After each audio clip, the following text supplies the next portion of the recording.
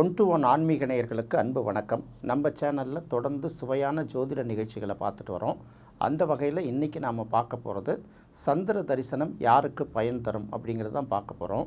சந்திர தரிசனம் அப்படின்னு பார்த்திங்கன்னா, இப்போ நம்ம பார்த்திங்கன்னா ஒரு காலத்தில் திருவண்ணாமலையில் மட்டுமே தான் கிரிவலம் போயிட்டு இருந்த நிலை மாறி இன்றைக்கி பல கோயில்களில், அதாவது மலை சார்ந்த கோயில்களில் கிரிவலம் போகக்கூடிய அந்த இது நிறைய ஆயிடுச்சு. அதுவும் சொல்லப்போனால் குறிப்பாக பௌர்ணமி தினத்தன்னைக்கு கிரிவலம் போகிறது ரொம்ப சிறப்பாக எண்ணப்பட்டு வருகிறது. இதுக்கெல்லாம் என்ன காரணம் அப்படின்னு பார்க்கும்போது, சூரியனும் ஒரு ஒளிக்கிரகம், சந்திரனும் ஒரு ஒளிக்கிரகமாக இருந்தால் கூட சந்திரன் முழு உச்சத்தை அடையக்கூடிய அந்த பௌர்ணமி நாளில் அந்த சந்திரனுடைய அந்த ஒளிக்கற்றைகள் நம்ம உடலில் படும்போது பல்வேறு மாற்றங்களை உருவாக்குதுங்கிறதுனால, ரெண்டாவது அது சந்திரனுடைய ஒளி குளிர்ச்சி பொருந்திய ஒளிங்கிறதுனால அது மிகப்பெரிய அளவுக்கு நம்ம நடந்தாலும் ஏதாவது செஞ்சால் கூட நமக்கு சோர்வடையாத ஒரு சூழ்நிலையை உருவாக்குங்கிறதுனால அந்த பௌர்ணமி தினத்தன்னைக்கு கிரிவலம் வர்றது, அந்த சந்திர தரிசனத்தை பெறுவது, இதெல்லாம் ரொம்ப சிறப்பாக கருதப்படுவது. ஜோதிட ரீதியாக பார்க்கும்போது பார்த்திங்கன்னா 3 கிரகங்கள் ரொம்ப முக்கியமான கிரகங்கள் அப்படின்னு சொல்லுவோம். சந்திரனுடைய, அதாவது இறைவனுடைய ஒரு கண் சூரியன், மற்றொரு கண் சந்திரன், இன்னொரு கண் நம்ம நெற்றிக்கண் அப்படின்னு சொல்லக்கூடிய கண் செவ்வாயை குறிக்கக்கூடிய ஒரு அமைப்பாகும். அப்படி பார்க்கும்போது சூரியன், சந்திரன், செவ்வாய், நெருப்புங்கிற அக்னி, இந்த 3ஐயும் குறிக்கக்கூடியது. இதை நம்ம முக்கண் அப்படின்லாம் சொல்லுவோம், முக்கண் யோகம்லாம் சொல்லுவோம். சிவபெருமானுக்கு முக்கண் அப்படின்னு சொல்லுவோம்.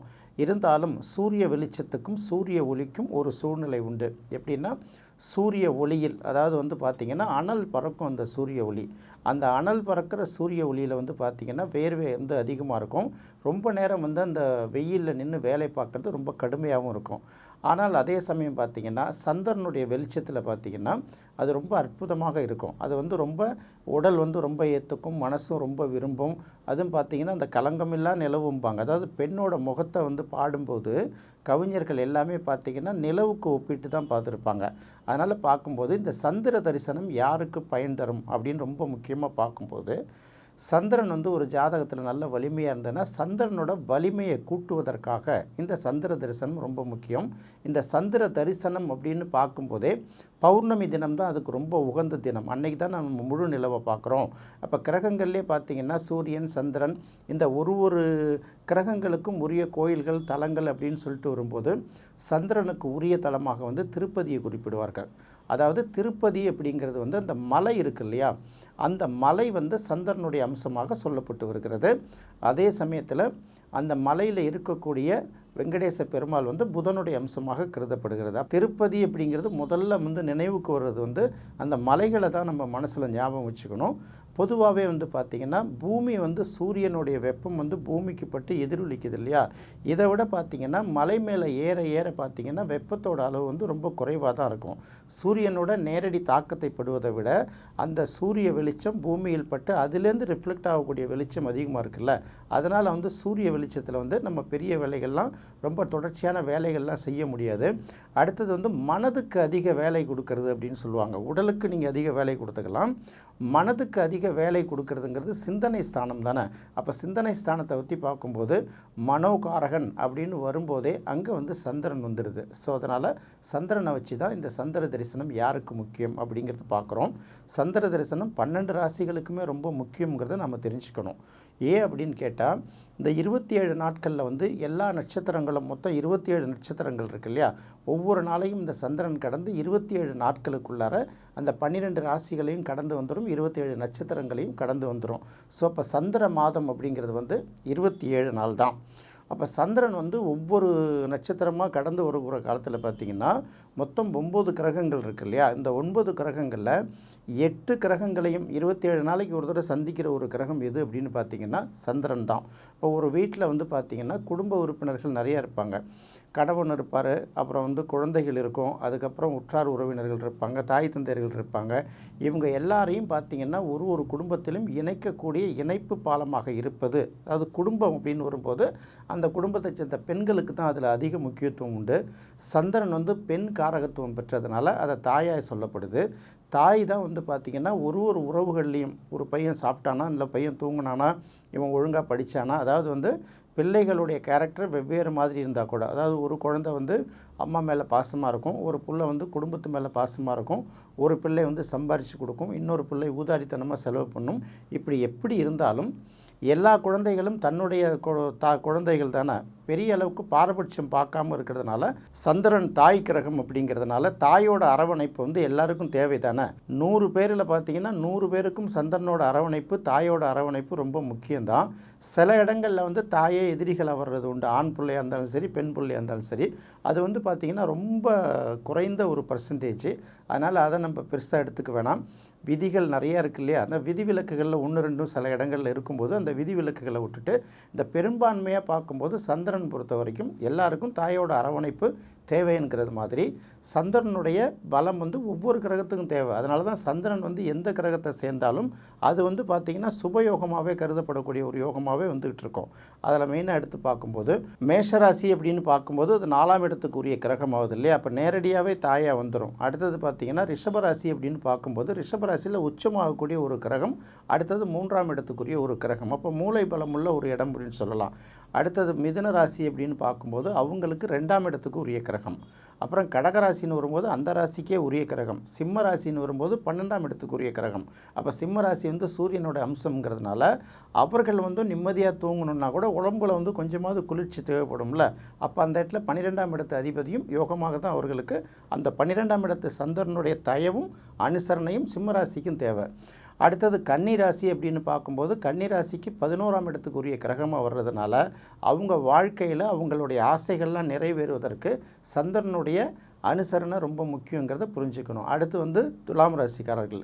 இந்த துலாம் ராசிக்காரர்களுக்கு பார்த்திங்கன்னா 10ஆம் அதிபதி சந்திரனாக வருது.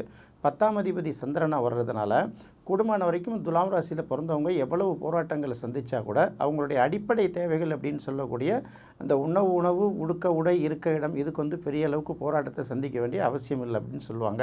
அடுத்தது விருச்சிகம். விருச்சிகத்துக்கு மட்டும்தான் வந்து இந்த சந்திரன் வந்து அந்த இடத்துல வரும்போது விருச்சிகத்துக்கு வரும்போது நீச்சமாகுதுங்கிறாங்க. அப்போ சொன்னோம்ல 100% நல்லா இருந்தால் கூட வந்து விருச்சிகத்துக்கு வந்து சந்திரன் வந்து இன்னொரு பக்கம் பாதகாதிபதியும் இருக்கிறதுனால அது வந்து பெரிய அளவுக்கு அதில் பெரிய பலன் கொடுக்கும் அப்படிங்கிறத நம்ம எதிர்பார்க்க முடியாது. அப்புறம் தனுசுக்கு 8ஆம் அதிபதியாக இருந்தால் கூட 8ஆம் இடம்ங்கிறது ரொம்ப முக்கியம் இல்லையா. இப்போ அடிவயிறு வந்து ரொம்ப சூடாக இருந்ததுன்னா பல பிரச்சனைகள் வரும் இல்லையா. அப்போ வயிற்றை குளிமைப்படுத்துவதற்கும் பார்த்திங்கன்னா 8ஆம் இடத்தோட சந்திரன் வந்து ரொம்ப முக்கியம் அப்படிங்கிறத நம்ம எடுத்துக்க வேண்டியதாக இருக்குது. அடுத்து வந்து மகர ராசிக்கு 7ஆம் இடத்துக்குரிய கிரகம். இப்போ வாழ்க்கை துணையை தீர்மானிக்கக்கூடிய ஒரு இடத்துல வந்து அப்போ சில பேருக்கு வந்து பார்த்திங்கன்னா தாரமே ஒரு தாய் செய்யக்கூடிய கடமையாக செய்ய வேண்டிய சூழ்நிலைகள் வராங்கல்ல. அப்போ மகர ராசின்னு வரும்போது 7ஆம் இடத்தோட அவசியம் அங்கே சந்திரன் வந்து ரொம்ப முக்கிய பங்கு வகிக்குது. அடுத்தது கும்பராசி அப்படின்னு பார்க்கும்போது 6ஆம் இடம். 6ஆம் இடம்ங்கிறது நம்ம இந்த இடத்துல வேலையும் பார்க்கணும், உணவையும் பார்க்கணும். கடன் சத்துரு ரோகத்தை மட்டும் பார்க்கக்கூடாது. கடன் கேட்டால் ஒருத்தன் கொடுக்குற கெப்பாசிட்டி நமக்கு இருக்கான்னு பார்க்கணும்ல. அந்த இடத்துல வந்து சந்திரன் முக்கியத்துவம் பெற்றுகிறது. அதுக்கப்புறம் மீனம் அப்படின்னு பார்க்கும்போது உலக புகழ்பெற்ற கவிஞர்களுக்கெல்லாம் பார்த்திங்கன்னா மீனத்துக்கும் சந்திரனுக்கும் ஏதாவது ஒரு வகையில் தொடர்பு இருக்குன்னு சொல்லுவாங்க. ஏன்னா மீனத்துக்கு வந்து சந்திரன் 5ஆம் இடத்துக்குரிய கிரகங்கிறதுனால மற்றவர்களை மனதை கவர்ந்து இழுக்கக்கூடிய காவியம், ஓவியம், எழுத்துக்கள், படைப்புகள் படைக்கிறவர்களுக்கு அவங்க மீனராசின்னு வரும்போது அந்த இடத்துல ரொம்ப முக்கியத்துவம் பெறுகிறது. அப்போ இப்படி பார்க்கும்போது சந்திரன் வந்து 12 ராசிகளுக்கும் முக்கியத்துவம் தானே. அப்போ சந்திரனுடைய ஒளி வந்து எல்லாருக்குமே தேவை தானே. வெறும் சூரியனோட வெளிச்சத்தை மட்டும் எடுக்க முடியாது, சூரியனோட ஒளியை மட்டும் எடுக்க முடியாதுல்ல.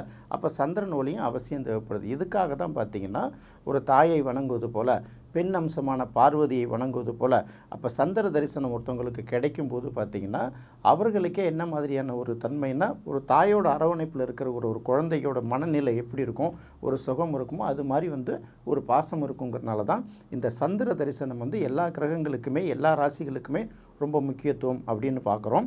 இன்னொரு விஷயம், சந்திரனுக்கு நிறைய விஷயம், இப்போ குழந்தைகளுக்கு வந்து சோறு ஊட்டுறாங்கல்ல, நிலாச்சோறு அப்படின்னு நம்ம பல இடங்களில் பார்த்துக்கிட்டு இருப்போம்.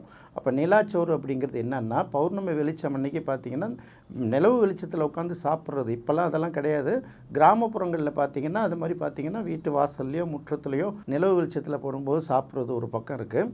இன்னும் ரொம்ப சொல்லப்போனால் அந்த தாய்க்கு சந்திரனுக்கு எந்த அளவுக்கும் ஒரு முக்கியமான உறவுன்னு பார்த்திங்கன்னா குழந்தைகளுக்கு சோறு ஊட்டுறதை சாதாரண சொல்கிறாங்கல்ல, நிலாச்சோறு அப்படின்னு ஒரு விஷயம் சொல்கிறாங்கல்ல, அந்த நிலாச்சோறு ஊட்டக்கூடிய தாய்க்கும் குழந்தைக்குமான இடையில பாசம் இருக்குது இல்லையா, அங்கேயும் வந்து சந்திரன் முக்கியத்துவம் பெற்றிருக்கிறது. அடுத்தது பார்த்திங்கன்னா பௌர்ணமி யோகம், அமாவாசை யோகம் அப்படின்னு நம்ம சொல்கிறோம் இல்லையா. அமாவாசையில் பிறந்தாலோ பௌர்ணமியில் பிறந்தாலோ அவர்களுக்கு திதிசூன்ய பாதிப்பு இல்லை. பொதுவாக திதிசூன்ய பாதிப்பு யாருக்குமே இல்லைங்கிறது ஒரு பக்கம் இருந்தால் கூட அந்த திதிசூன்யங்கிற ஒரு கான்செப்டை சொல்லும்போதே அமாவாசையில் பிறந்தவர்களுக்கும் பௌர்ணமியில் பிறந்தவங்களுக்கும் அந்த திதி சூன்யம்ங்கிறது கிடையாது அப்படின்னு சொல்லுவாங்க. அப்போ அமாவாசையில் பிறந்தவர்களுக்கு வந்து பார்த்திங்கன்னா சந்திரனும் சூரியனும் சேர்ந்துருக்கும். அப்போ சூரிய வெளிச்சம் வந்து சந்திரன் ஒளி வந்து பெரிய அளவுக்கு கிடைக்காதனால சந்திர வெளிச்சம் 2 வெளிச்சமே கிட்டத்தட்ட மங்கி இருக்கும்ல. இந்த மாதிரி அமாவாசையில் பிறந்தவங்க ஏதாவது ஒரு காரியத்தை ரகசியமாக செய்தார்கள்னா யாராலையும் கண்டுபிடிக்க முடியாதுங்கிறது ஒரு விதி. அதனால தான் அமாவாசை யோகங்கிறது வந்து பித்ருக்களுக்கு தரிசனம் கொடுக்கறது, இந்த மாதிரி மந்திரமாயங்கள் சக்தியை வரவழைக்கிறதுக்காக அந்த காலத்திலேருந்து அதை பயன்படுத்திக்கூடிய ஒரு அமைப்பாக இருக்குது. அது ரகசியங்கள் நிறைந்தது. அடுத்தது பௌர்ணமி அப்படின்னு பார்க்கும்போது சூரியனுக்கு 7ஆம் இடத்துல சந்திரன் வரும்போது அந்த பௌர்ணமி வரும் இல்லையா. சூரியன் இருக்கிற ராசியிலேருந்து 7வது ராசிக்கு வரும்போது அந்த பௌர்ணமி வரும். அந்த மாதிரி பௌர்ணமியில் பிறந்தவங்களும் ரொம்ப கெட்டிக்காரர்களாக தான் இருப்பாங்க, திறமை வாய்ந்தவர்களாக இருப்பாங்க. ஆனால் என்னென்னா அது மாதிரி ரகசியமாக அமாவாசையில் பிறந்தவங்க மாதிரி அவங்களுக்கு ரகசியமாக எதுவும் செய்ய தெரியாது. சப்போஸ் அப்படியே ரகசியமாக செய்தால் கூட ஏதோ ஒரு சூழ்நிலை தன்னை அறியாமல் தன்னோட வாயால் அதை உளறிடுவாங்க அப்படின்னு சொல்கிறாங்கல்ல. ஸோ இதெல்லாம் ரொம்ப எடுத்து பார்க்கணும். இந்த சந்திர தரிசனம் அப்படின்னு வரும்போது தாயை வணங்கலாம், தாய்க்கு நிகராக உள்ளவர்களை வணங்கலாம். நம்ம கடவுளோட பெண் வடிவங்களே தாயாக பார்க்குறதுனால பார்வதி தாயாரை வழிபடலாம். இன்னும் சொல்லப்போனால் இது வந்து சந்திரன் அப்படிங்கிறத மட்டுமே பார்க்காம நிலவு வெளிச்சம் படக்கூடிய இடங்கள் எல்லாமே, இப்போ 3ஆம் பிறை தரிசனம் அப்படின்னு சொல்கிறோம் இல்லையா. அப்போ பிறை வளரும்போது கூட இந்த 3ஆம் பிறைக்கு ஒரு முக்கியத்துவம் இருக்குது இல்லையா. அப்போ எல்லா பிறைகளையும் அவங்க குறிப்பிட்டு சொல்ல 3ஆம் பிறைகளை வழிபடணும் அப்படிங்கிறாங்க. அதுபோல் சந்திர தரிசனம்ங்கிறது எல்லா ராசிகளுமே உகந்த தரிசனம் தான். அதனால தான் சந்திரன் பௌர்ணமி அன்னைக்கு பல இடங்களில் கோயில்களில் இந்த கிரிவலம்ங்கிறது வந்து சிறப்பாக கொண்டாடப்பட்டு வருகிறது. அப்போ சந்திர தரிசனம் யாருக்கு யோகம்ங்கிறத பார்க்குறத விட சந்திர தரிசனம் எல்லா ராசிகளுக்கும் யோகம்ங்கிறத நாம் தெரிஞ்சுக்கணும். என்ன நேயர்களே, இந்த நிகழ்ச்சி உங்களுக்கு ரொம்ப பிடிச்சிருக்கும்னு நினைக்கிறேன். மீண்டும் மற்றொரு சுவையான நிகழ்ச்சியில் சந்திக்கலாம். நன்றி, வணக்கம்.